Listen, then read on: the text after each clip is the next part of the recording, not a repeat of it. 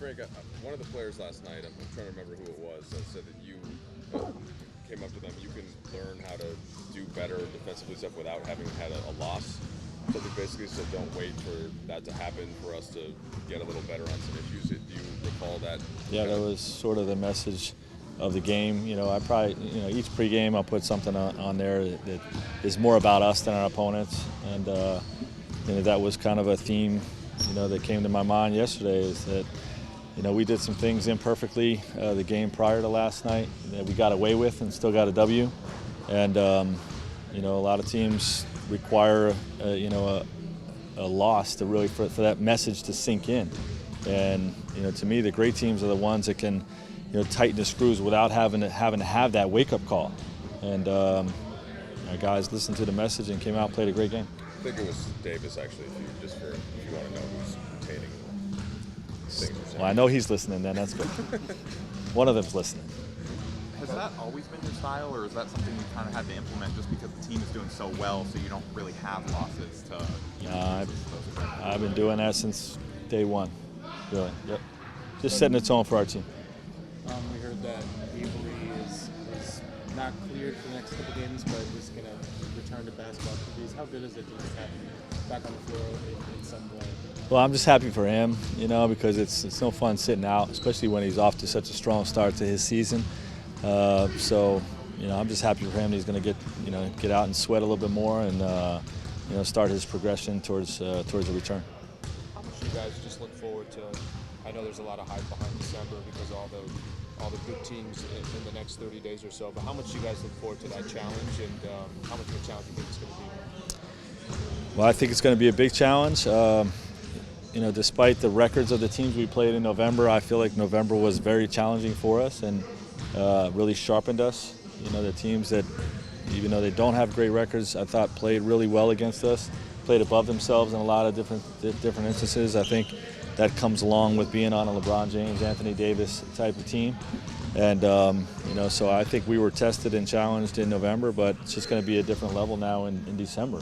And, I believe our group can similarly rise to the challenge and have another great month. Are you a coach that views the schedule weeks at a time, or just a game by the head of you?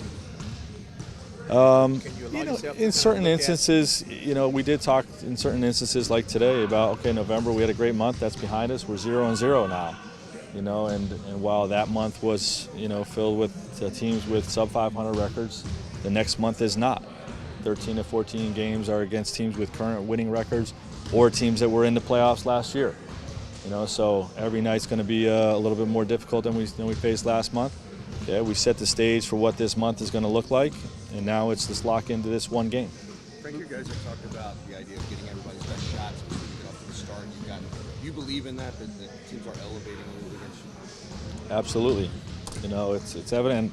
My analytics team is supporting my feeling on that. I get reports each game that, we contested 80% of their shots and they still shot, X amount percent higher than their expected average or whatever, uncontested shots and all that stuff. So, there's data to support my gut feeling. Yes. When you first began coaching Alex, there wasn't necessarily a big template for him just because he hadn't been in the league that long. What have you learned most about him over the years? I think Alex Caruso is a star defender. I think he's elite.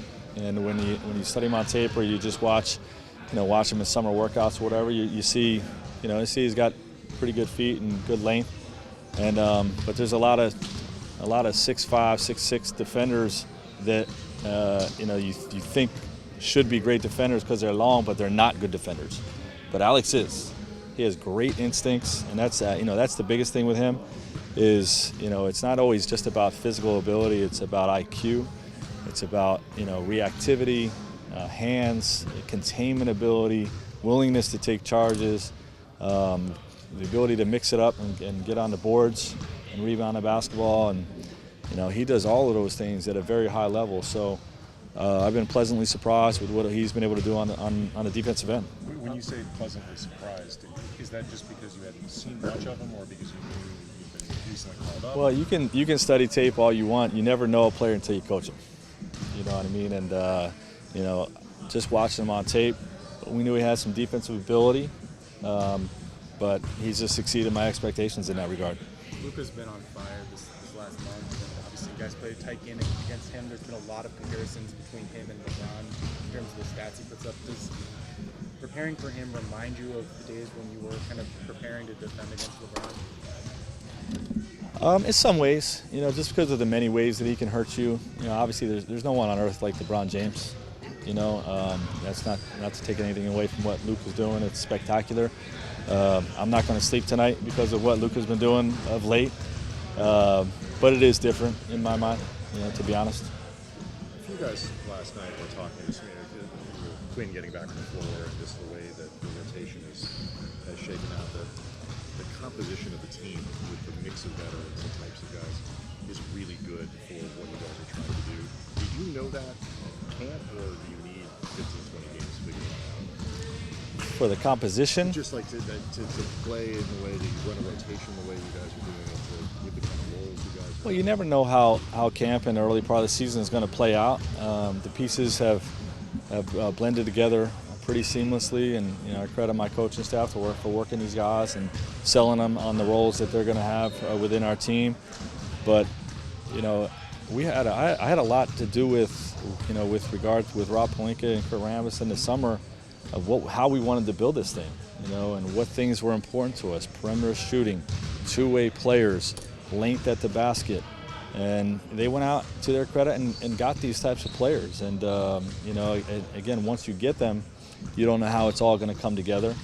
But the starting point, of having the types of players that you want, for the team you want to build and the style of play you want to have, that was put together in the summertime. How cognizant were you of somebody like Quinn, who would, with Golden State, would go 6 games without playing, then start 10, sit for 3, that he was kind of used to maybe how you might use him this season? Well, that's also part of, when you're putting together a team, you can't talk to 15 guys and promise starting roles. People have to be willing to come in and say, this is what your opportunities are going to look like. You'll have an opportunity to earn minutes, but we're going to have a deep team, and there's a possibility that you're down the road in the depth chart. And some players are willing to accept that type of role, some are not. Thankfully for us, we've got some guys that are really perfect in those roles, because anytime you need them and you throw them in the game, they produce for you. They play at a high level, they shoot the ball at a high level, they have good defensive IQ, all those types of things. And if the game suggests that they're not going to play much that night, okay, they're willing to accept that role and be a team player. Those guys are important as anybody else on the team. So credit those guys.